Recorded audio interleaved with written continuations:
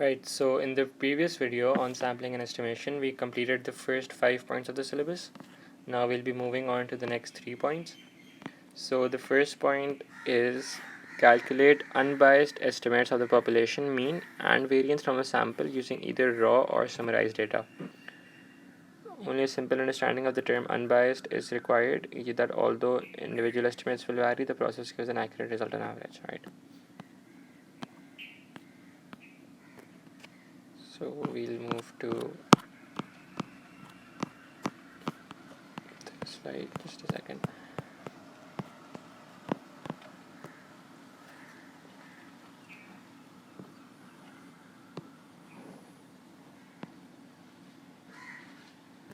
Right.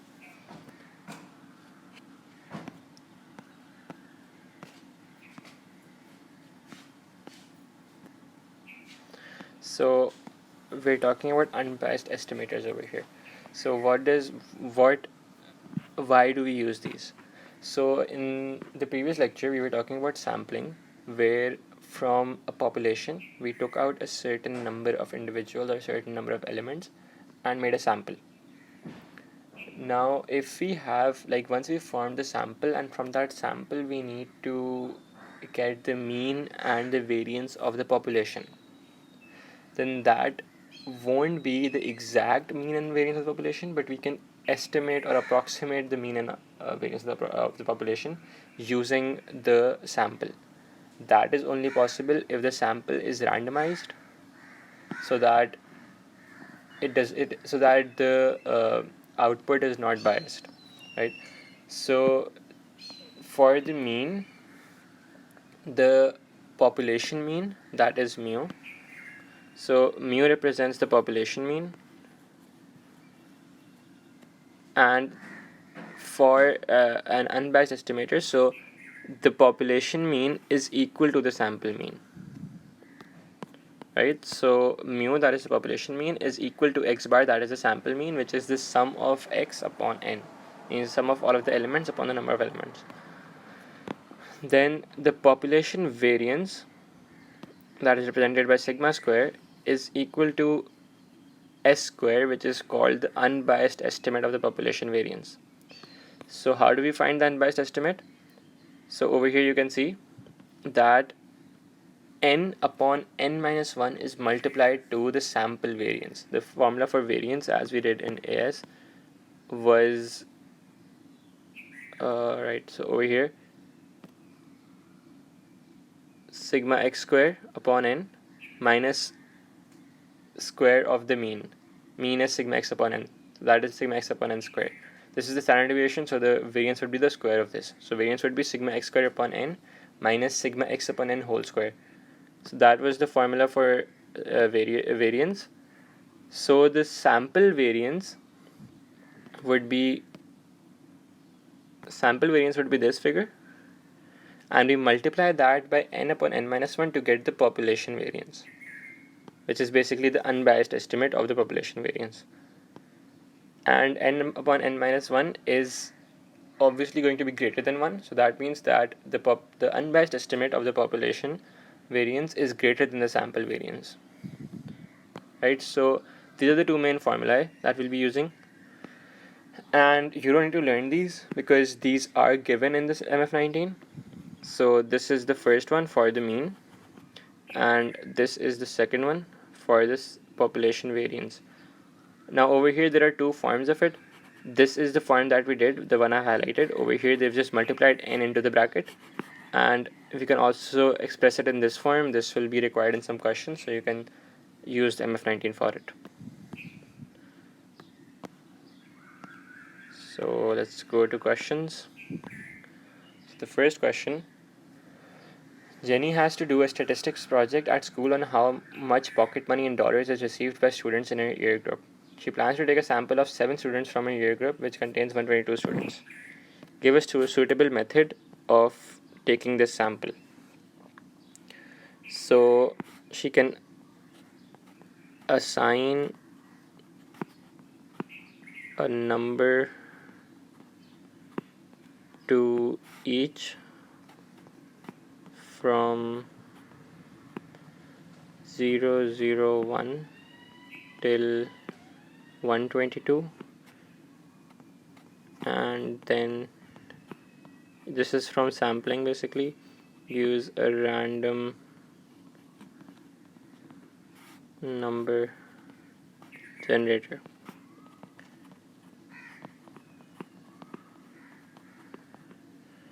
Sorry about my writing.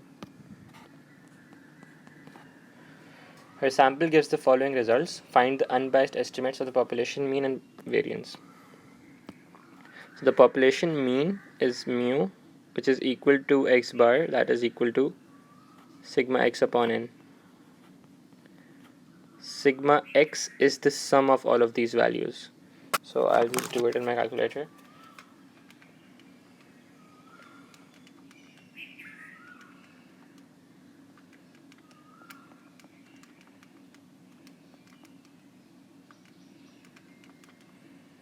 One 6.5 upon n is the total number.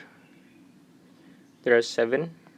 So 116.5 upon 7, that is equal to 16.6.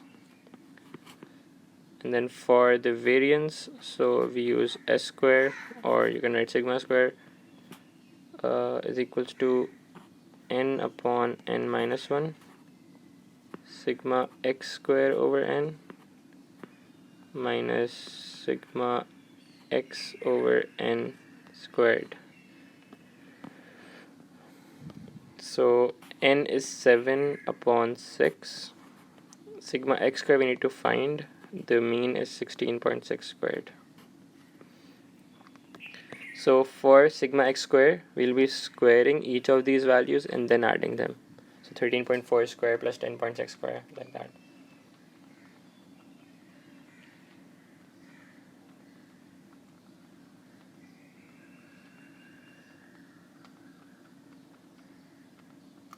So the sum of squares is 2101.67. That is equal to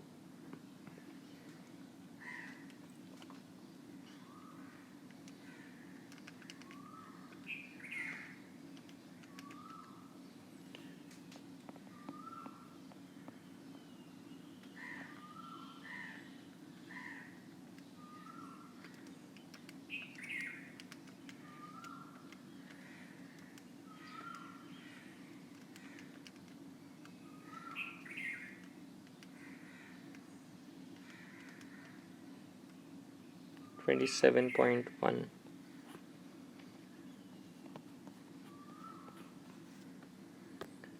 So that's the second part. Third part is the estimated population variance more than, less than, or the same as the sample variance. So as I stated earlier, since we're multiplying this n upon n minus 1, which is 7 over 6, which is greater than 1, so the population variance, the estimated population variance, I'm just writing population variance greater than sample variance.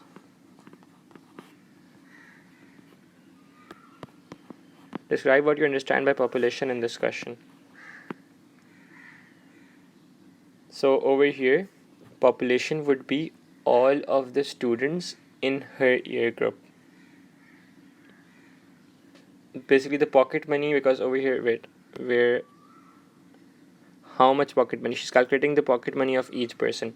So it's the pocket money of each individual in her year group, or each student in her year group.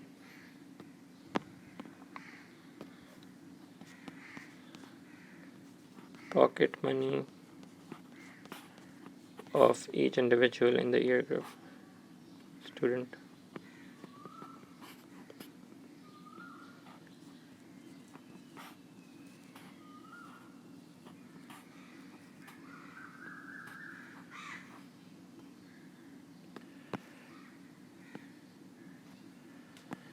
Next question, the lengths x millimeter of a random sample of 150 insects of a certain kind were found. The results are summarized by sigma x and sigma x square. Calculate the unbiased estimates of the population mean and variance of the lengths of insects of this kind. So population mean, that is x equal to x bar, is equals to sigma x upon n. So 7520 upon 150.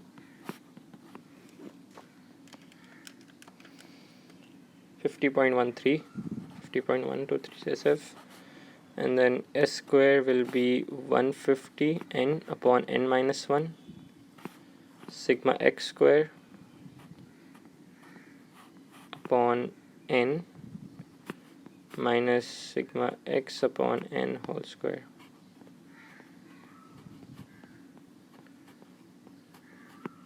So this is equal to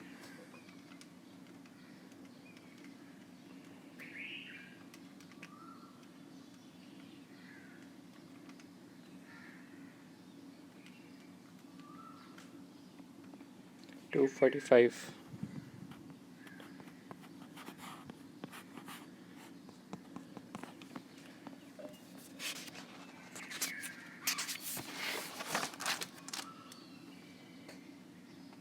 And then part 2, using the values found in part 1, calculate an estimate of the probability that the mean length of a further random sample of 80 insects of this kind is greater than 53 millimeter. Right, so what they're saying now is that a sample of 80 insects is taken and we have to find the probability of the mean length. So this means that they're talking about the distribution of sample means, and we'll be working with x bar now over here, right? So x bar we know will follow normal because the value of n, the sample size, is greater than 30. So it will be normal, with mean will be same as the population mean, that is 50.1, and variance will be 245 upon 80, which is equal to 3.0625. Now you have to find an estimate of the probability that the mean length is greater than 53. So probability of x bar greater than 53. This is probability of z greater than 53 minus 50.1 upon root of 3.0625. So probability of z greater than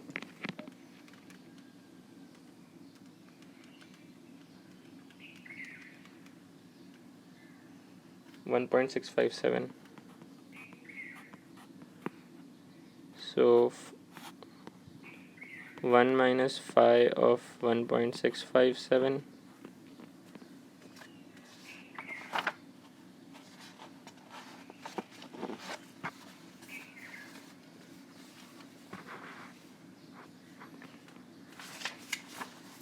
One point six five seven in the normal distribution table.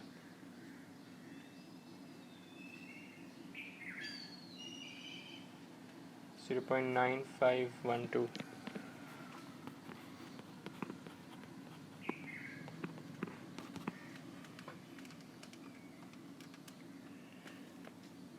Zero point 0488. That will be the answer. I hope this question is clear. Next question. The marks x of a random sample of 50 students in a test were summarized as follows. N is given, sigma x is given, and sigma x square is given. Calculate the unbiased estimates of the population mean and variance. That is pretty simple. So x bar will be for mean, that will be 1508 upon 50. That is 30.16. And then s square will be 50, that is n upon n minus 149. Then sigma x square 51825 upon n, that is 50, minus 1508 upon 50 squared. This will be equal to 0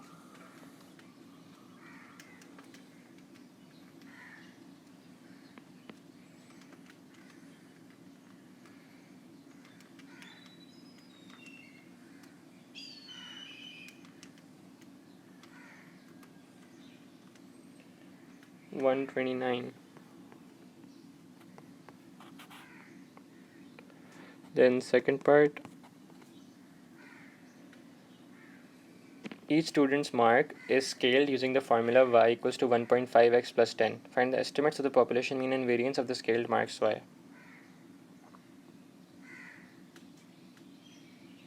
Okay, so again this is mainly a question of linear combination of random variables.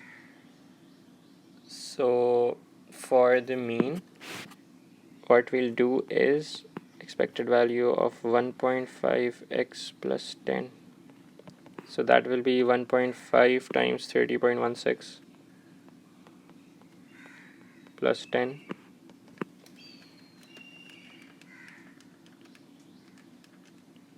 Fifty-five point 55.2 we can write. This is the expected value for the variance of 1.5x plus 10. So over here 1.5 is a multiple. It's because it's a multiple, so that's why we'll be squaring 1.5 and then multiplying it to x, to the variance of x. So it will be 1.5 squared times 129 plus 10. No, in fact, sorry, we won't add 10 because in variance we don't add constants. So it will just be 1.5 squared times 129. 290.25, so 290.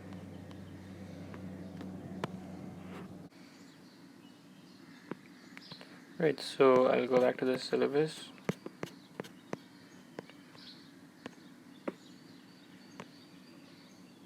So we covered this point about the unbiased estimates of the population. Now the next is determine and interpret a confidence interval for a population mean in cases where the population is normally distributed with known variance or where a large sample is used. Right, so back to the slide.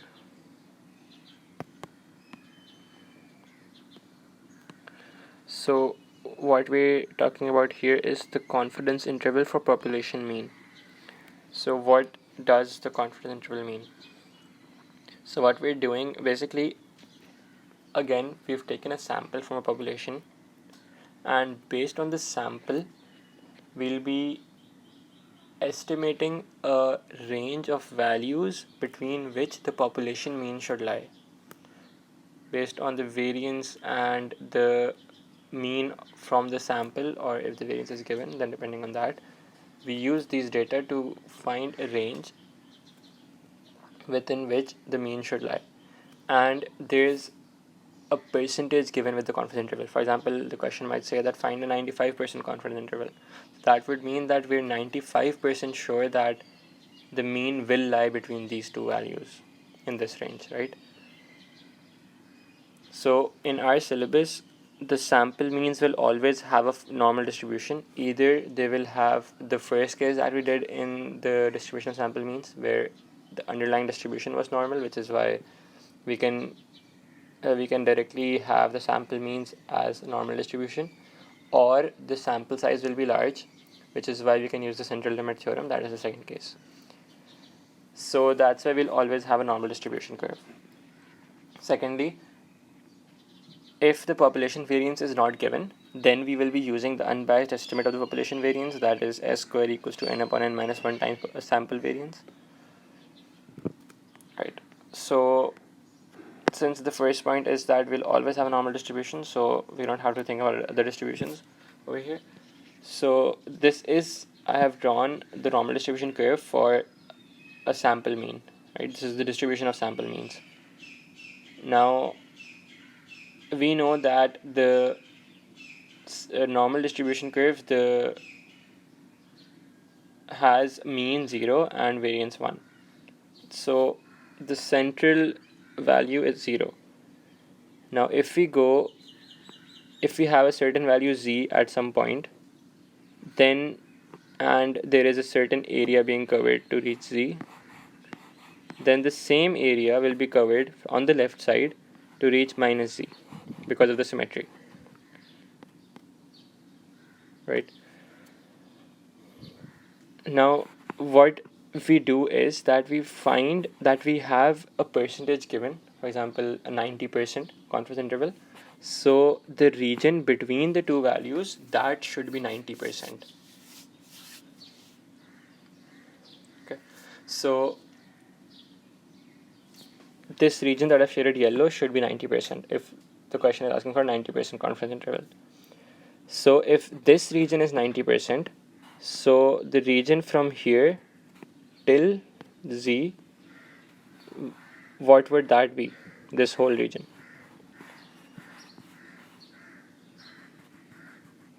Because of symmetry, if the central yellow shaded region is 90, then the region on the right, this region, and this region should add up to 10.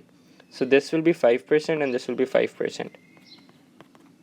So the red shaded region will be 95%. I hope that makes sense. This is important because the normal distribution table that we have, it gives values from the extreme left. So we have to take the area from the extreme left to find the value of z. Right? I'll explain this with questions, that will make more sense. Okay, so now we know in S1 what we used to do to find the value of z. We had this formula, x bar minus mu upon root of sigma squared. Right? That was when there was a distribution like this, x follows normal with mu comma sigma squared.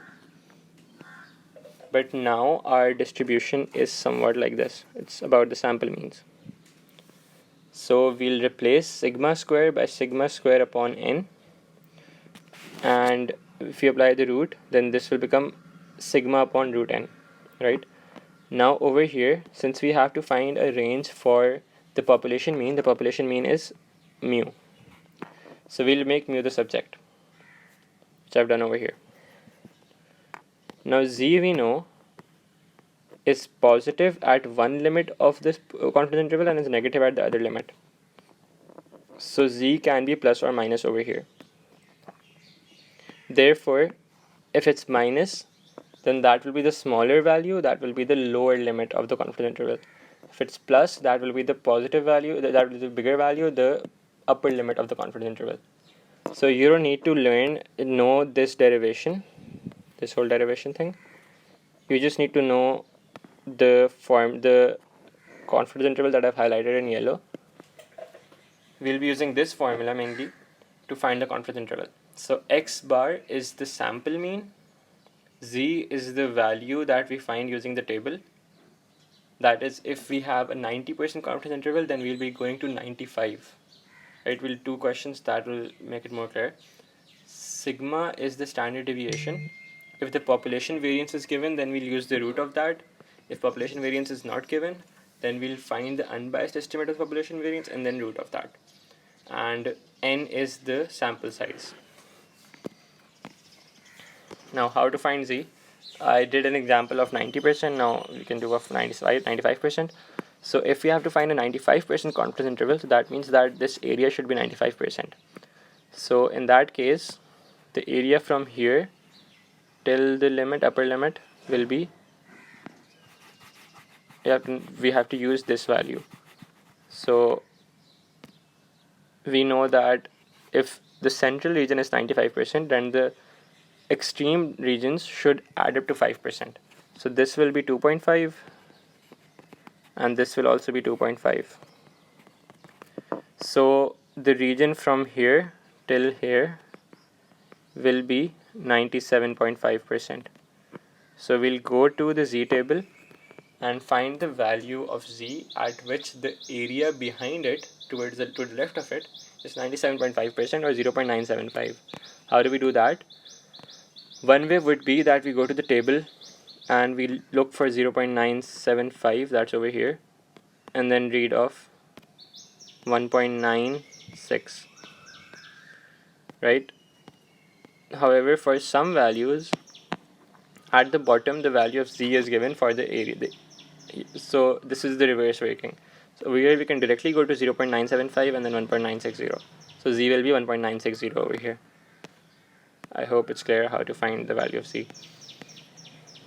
Now one more thing in the confidence interval population mean is the width of the confidence interval. So this is the confidence interval. Now to find the width, we subtract the lower limit from the upper limit. That's what I've done over here. So x bars get cancelled and we get 2 times z sigma upon root n. This will come in handy in some questions. Now let's move on to questions. So the first question, the time taken by a worker to complete a task was recorded for a random sample of 50 workers. Time taken was recorded for a random sample of 50 workers. Sample mean is given 41.2 minutes and an unbiased estimate of population variance 32.6 minutes squared. Find a 95% confidence interval. Right. So the formula is x bar, I can write it as plus minus z sigma upon root n. So x bar is 41.2 plus minus, we'll have to find z. So z will be at 0.975 because it's 95%, just as we did in the diagram over here. If it's 95%, then we go to 97.5%. So at 0.975, z is equals to 1.960. So 1.960 sigma will be root of the variance upon root of n, that is 50. So this will give us two values. First with minus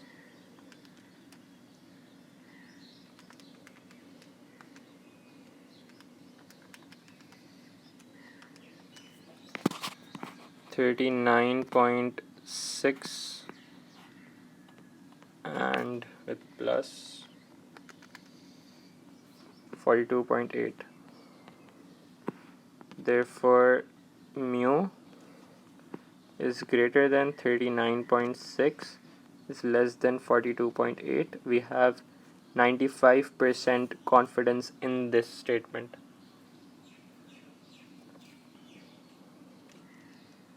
This was the first part. The second part is probability that an alpha percent confidence interval includes only values that are lower than the population mean is 1/16. Right? Find the value of alpha.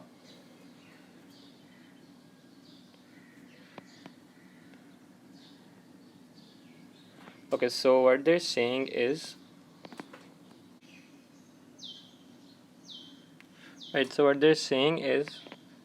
question part 2, that let's say that first let's draw a graph.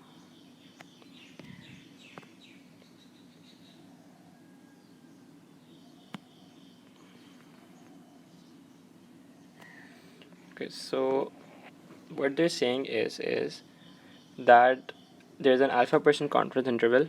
So this is the confidence interval and this is alpha percent, and the probability that it has values that are lower than population mean means that the population mean is somewhere here.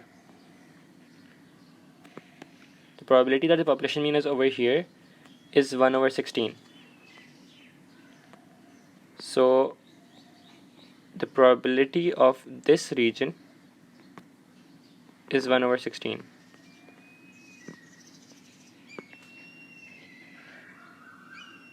And the probability of this region will also be 1/16. So the combined probability will be 2/16.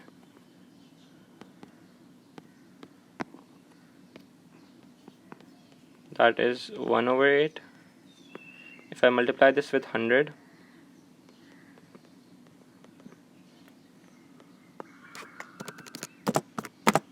I get 12.5. So alpha should be 100 minus 12.5, that is 87.5%. I'll explain this again. So the question said that the probability that an alpha percent confidence interval includes only values that are lower than the population mean is 1 over 16. There's an alpha percent confidence interval, and they're saying that the population mean lies above that, because it will only have values that are lower than it. So that means that, and the probability of the population mean lying above it is 1 over 16. The probability of the region above the confidence interval was 1 over 16, that means. And because it's symmetric, so the probability of the region behind the confidence interval will also be 1 over 16. So the total probability of the extreme regions is 2 over 16, that is 1 over 8. And that is equal to 12.5%. So the confidence interval will be 87.5%. I hope it's clear. Next question. Leaves from a certain type of tree have lengths that are distributed with standard deviation 3.2 centimeter. Random sample of 250 leaves is taken and the mean length of this sample is found to be 12.5 centimeter. Calculate 99% confidence interval. So part 1. Okay, so again use the formula x bar plus minus z sigma upon root n. X bar is 12.5 plus minus z. Okay, so for z we'll make a table. We'll make the graph first. So if this is the graph and we need a 99% confidence interval, so these two regions should add up to 1%. So this will be 0.5% and this will also be 0.5%. So what we need is z at 99.5%, that is 0.995. I hope this is clear. So we'll go to the table for this. 0.995 is here, so that's 2.576.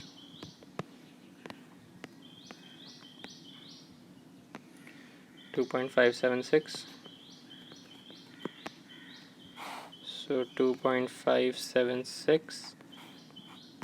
Deviation is given as 3.2. And then n is 250, so root of 250.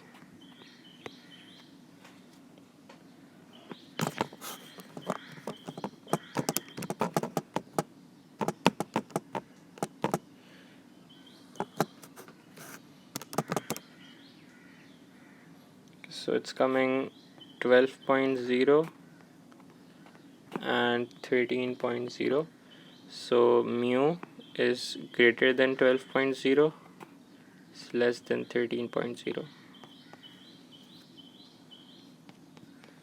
Second part is write down the probability that the whole of a 99% confidence interval will lie below the population mean. So they're saying that, again, it's a similar question. The population mean lies over here. So what is the probability of that? That will obviously be 0.5%. 0.5%, that is probability of 0.005.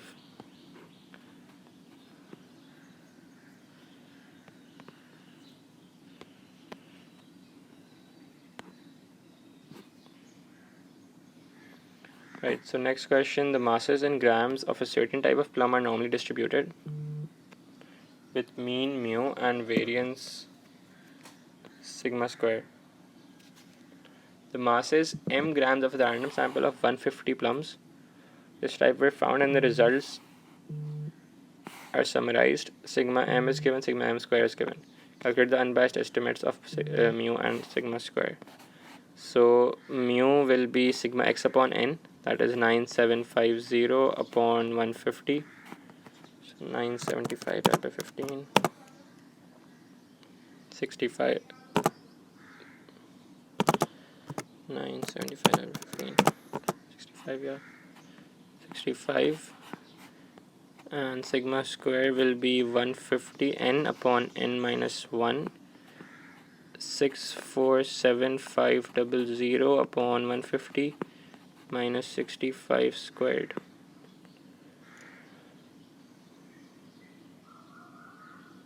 $92.3. Part 2.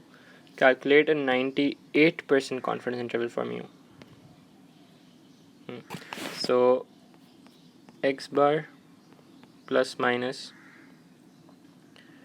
z sigma upon root n. X bar will be the sample mean, that is 65, plus minus we have to find the value of z, and then there is sigma, which will be the root of the variance, root of 92.3 upon root of 250, I think, yeah, 150. Okay, so now for z, again I'll make the table, I'll make the graph. So we need a 98% confidence interval. So this region will be 1%, this region will be 1%. So the area from the extreme left till the upper limit will be 99%.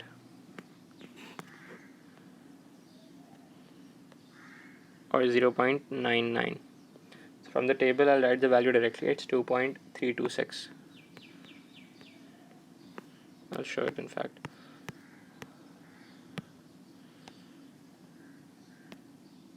Zero point nine nine, 2.326.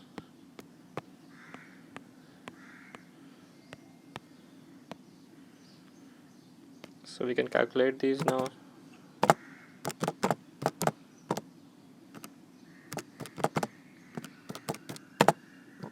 The lower limit is 63.2.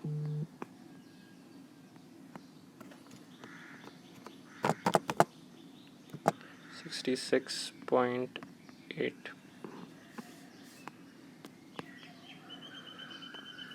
Then there's a third part.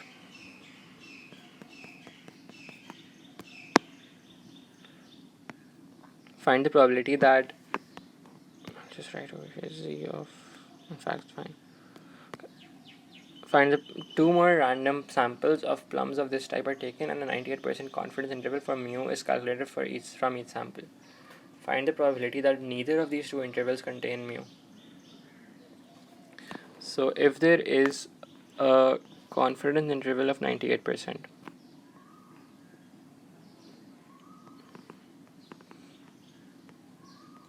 so the probability that the confidence interval does not contain mu is 2%.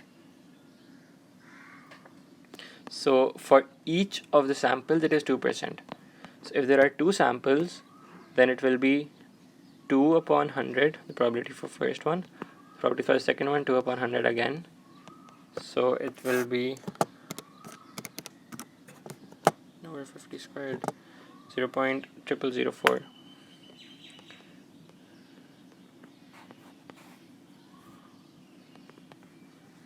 I hope this is clear.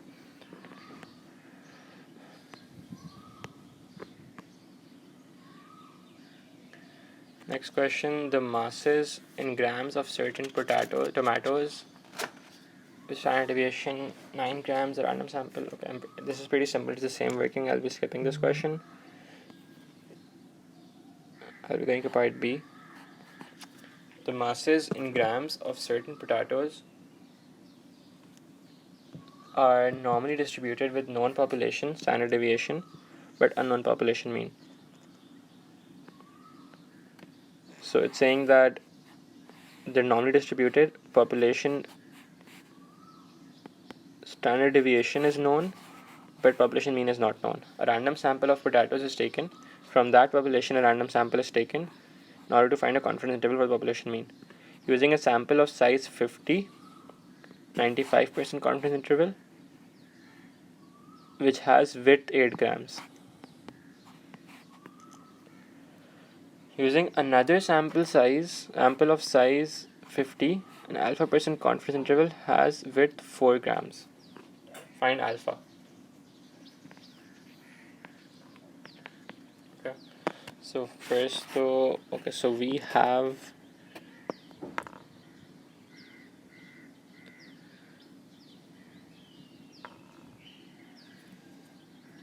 Okay, so the formula for width was 2z sigma upon root n. So if I use the first data given, the 8 gram width, so 8 is equals to 2 times what will be the z. So for 95%, as we did in the previous question, z was 1.96. Sigma we don't know, and then n will be root of 50. So we can use this to find sigma.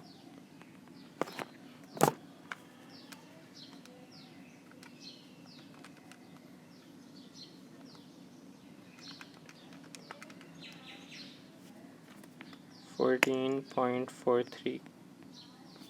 So now we have sigma. Now we have to find alpha for another confidence interval that has 4 gram width. Okay, so now the second sample has a width of 4 grams. We don't know the value of z, but we know sigma now. So 14.43 here upon root of 50. So here we can get the value of z. So z will be 4.2.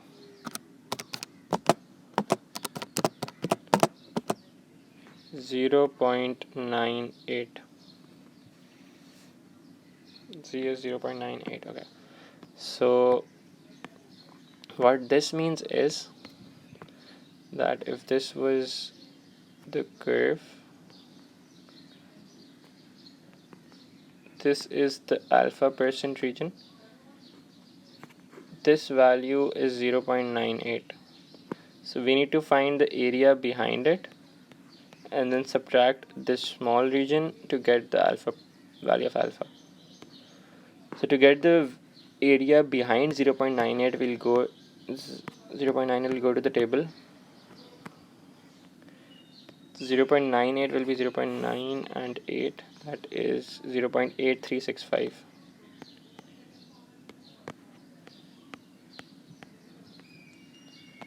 So the whole region behind it is 0.8365.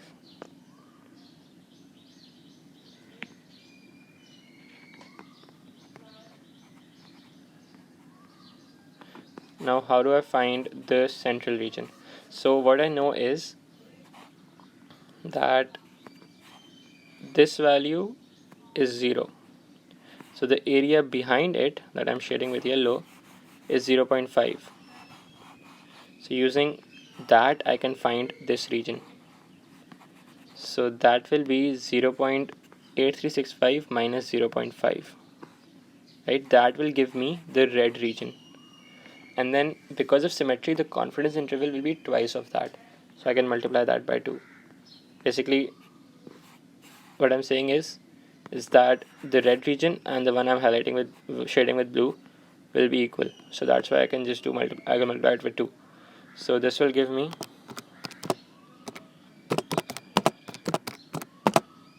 0.673.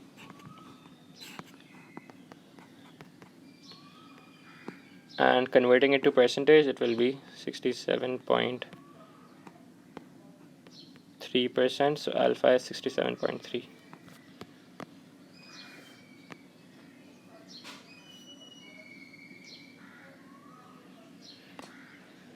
That was the first part. Now for the second part,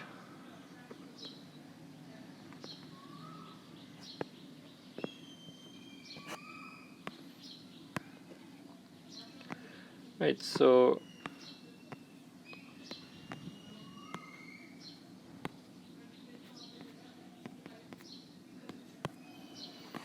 find the sample size n such that a 95% confidence interval has width 4 grams. Okay, so width is again given as 4 grams. 2 times it's 95%, so that is 1.960, as we did in a previous question. Deviation we found as 14.43 is the same population, so deviation will be the same upon root of n. This way we can find n.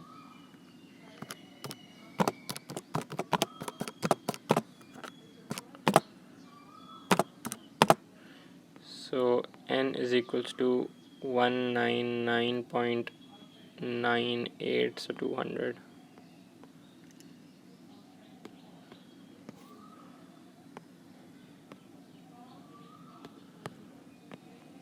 Never mind, okay.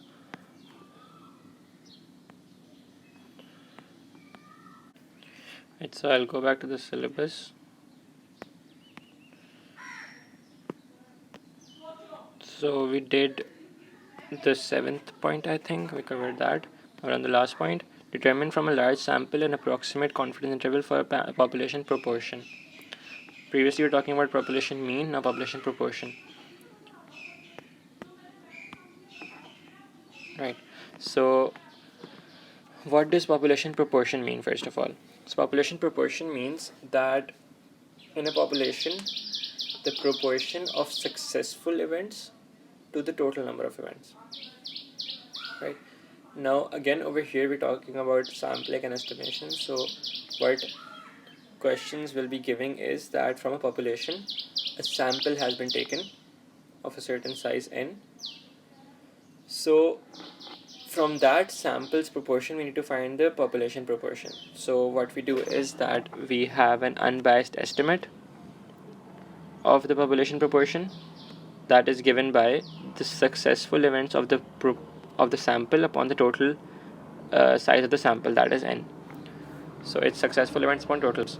Now if the sample size is large, that is greater than equals to 30, then the population the sample proportions will follow a normal distribution.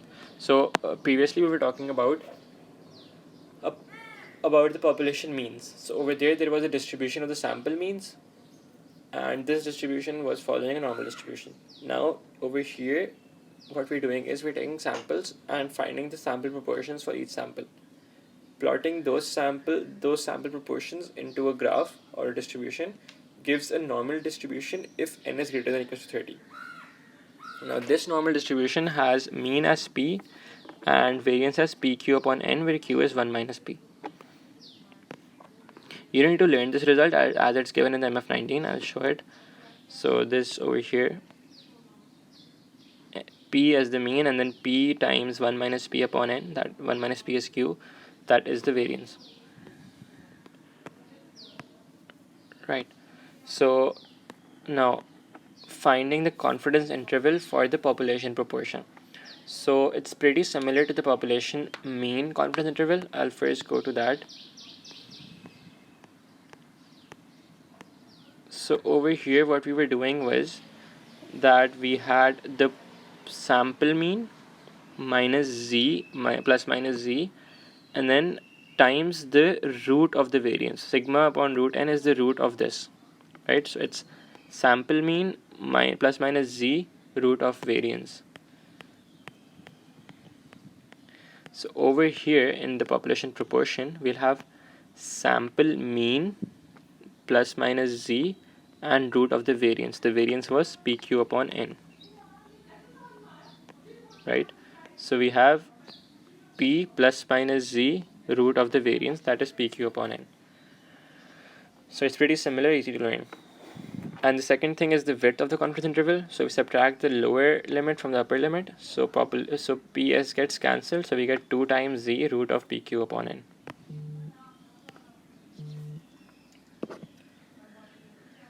So now let's go to some questions. So the first question, explain what is meant by the term random sample. So random sample means that each element has an equal chance of being selected, what we did in sampling. I'll go to the second part directly. So in a random sample of 350 food shops, 130 of them had special offers. Calculate an approximate 95% confidence interval for the proportion. So P is equals to sample proportion plus minus root of sample proportion QS upon N. So sample proportion will be successful, that is 130 upon 350, plus minus PS is I'm writing 13 upon 35, and then Q is 1 minus 13 upon 35. upon n is 350. So this will give P as 13 upon 35 minus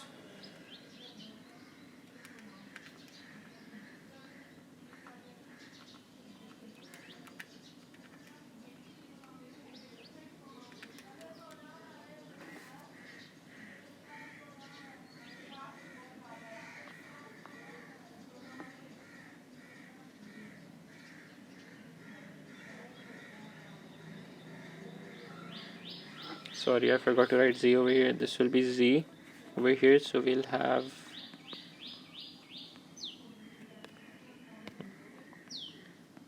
so over here it was a 95% confidence interval. So as we did in the mean population mean confidence interval, 95% gives 1.96 is the same method.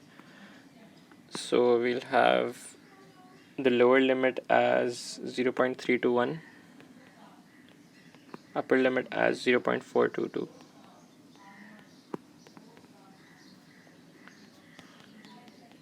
Then the third part, estimate the size of a random sample required for an approximate 95% confidence interval for this proportion to have a width of 0.04.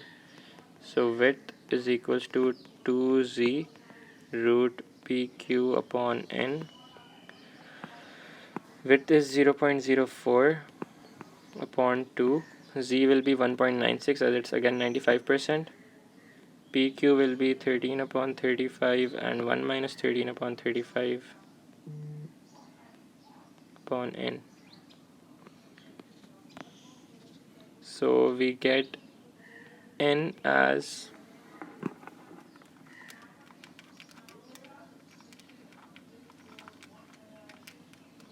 2242.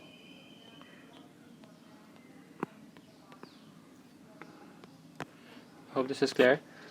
Second question, in order to obtain a random sample of people who live in her town, Jane chooses people at random from a telephone directory of her town. This is again a sampling question. Give a reason why Jane's method will not give a random sample of people who live in the town. Because she has to select a sample of people who are living in the town and she's using the telephone directory. It's possible that some people don't have a phone.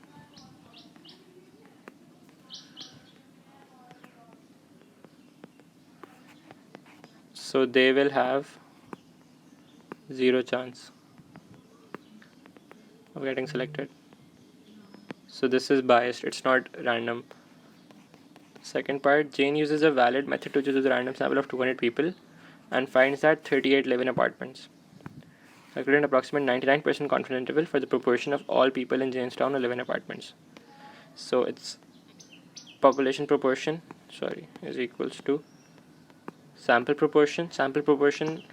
First let's find the sample proportion. Sample proportion is success upon total, so 38 upon 200, 0.19. So the confidence interval will be 0.19 plus minus z root of 0.19 times 1 minus 0.19, which is 0.81 upon 200. So how do you find z?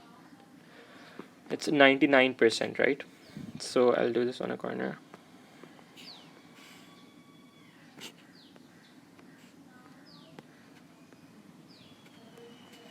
So if it's 99%, this region is 0.99. So this will be 0.01. This will also be 0.01. So this region will be 0.01. It won't be 0.01. It will be basically these two regions combined will be 0.01. So the region on the right will be 0.005 and this will also be 0.005. So this is coming as 0.995. So in the distribution table, 0.995, 2.576.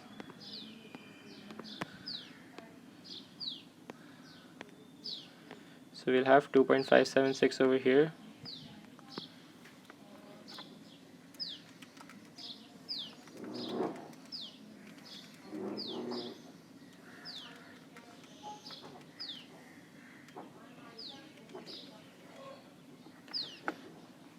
Zero 0.119 is less than P is less than, upper limit is 0.261.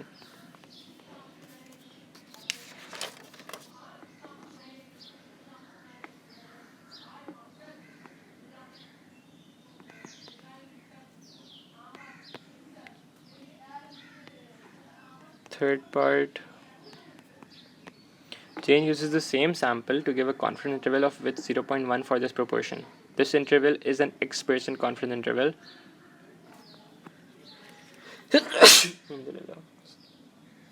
Sorry. Is an X% confidence interval. Find the value of X. Right, so 0.1 is the width. That is equal to 2 times Z, and then root of 0.19 times 0.81 upon 200 as the same sample, so the size will also be the same. So using this we can write the value of Z.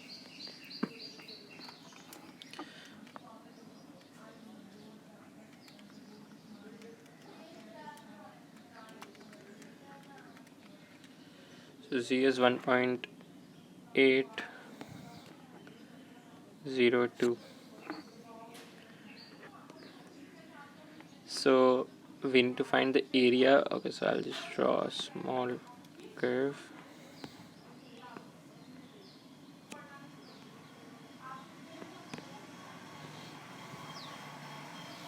So what this shows is, if we're talking about an alpha percent, X%, this is X%. This value of Z is 1.802. So let's find this area first.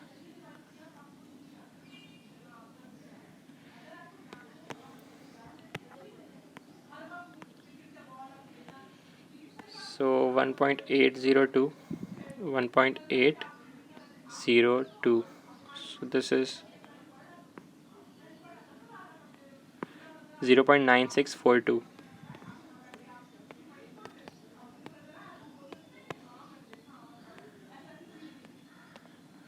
So the yellow region is 0.9642.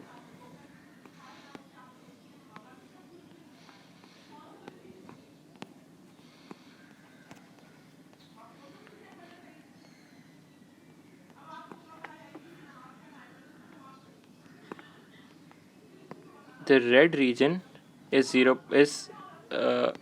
find the red region, what we can do is we can subtract 0.5 from 0.9642, and twice of this will give the confidence interval. So this is 0.928. If I turn it to percentage, so that will be 92.8%. So X is 92.8.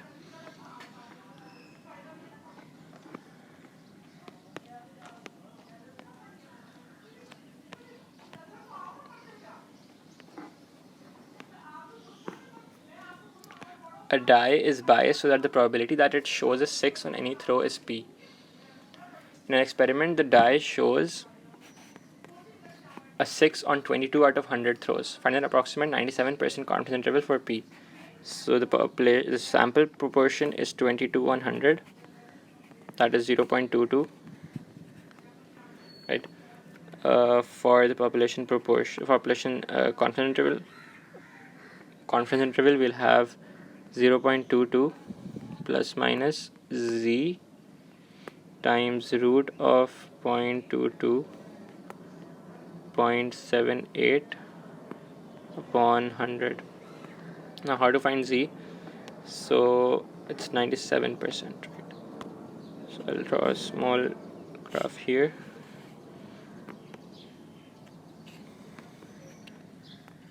If this is 0.97, so this region will be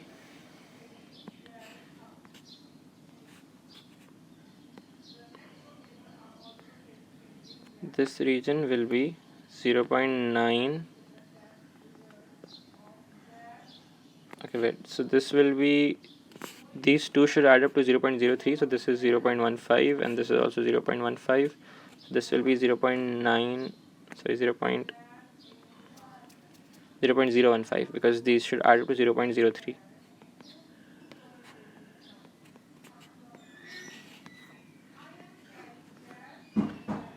So this becomes 0.985. So we need the value of z at 0.985. So 0.985 will be this, that is 2.1 and 2.17.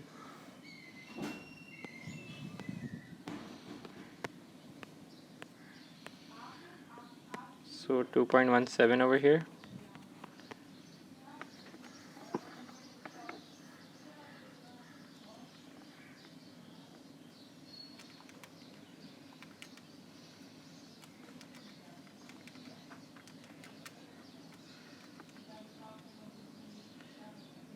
Zero 0.130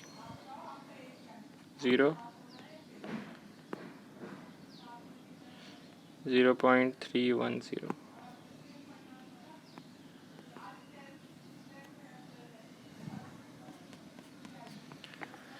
The experiment is repeated and another 97% confidence interval is found. Find the probability that exactly one of the two confidence intervals includes the true value of p.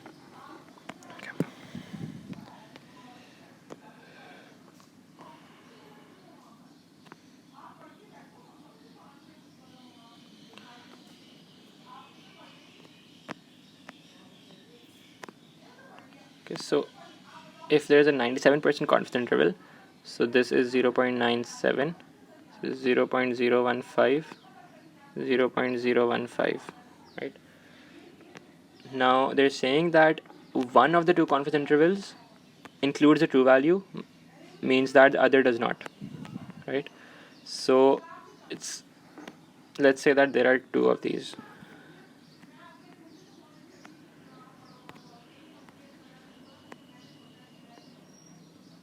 There are two of these.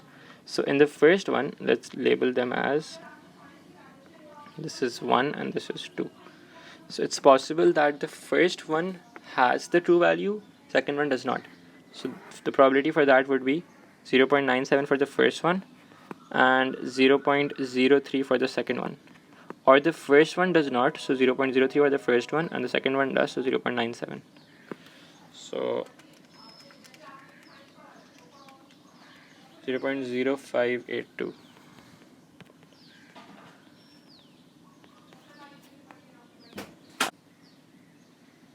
I hope this is clear. Now moving on to the last question.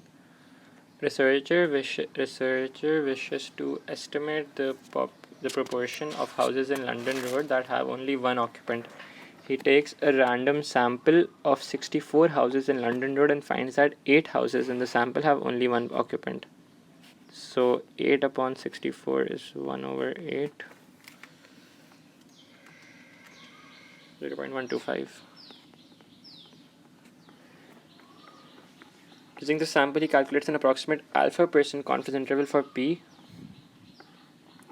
has width 0.13. I'll find alpha correct to the nearest integer. Okay, so 0.13 is the width. That's 2 times z root of pq. So 1 minus 0.125 upon 64 as n. So we get z as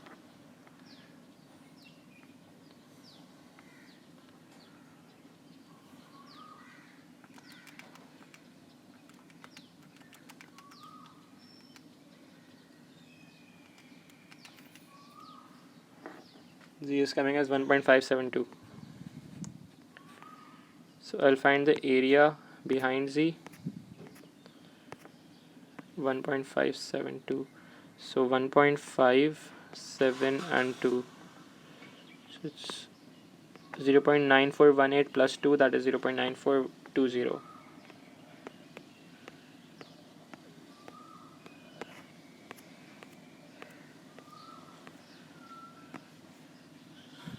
So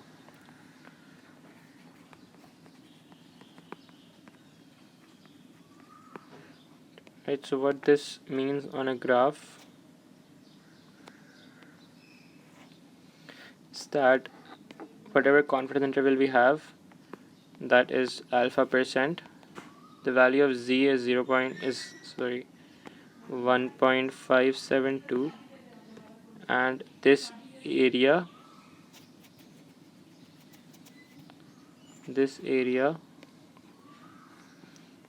is 0.942. Now the red area is 0.5, so I'll subtract that 0.942 minus 0.5 and then multiply it with 2 so that I get the confidence interval.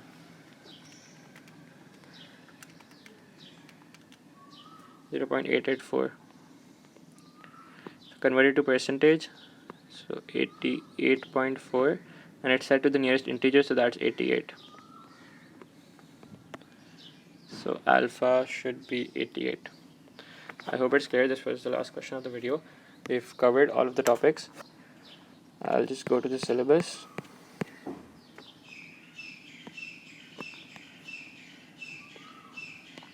So this was the last point. I hope it's clear, and yeah.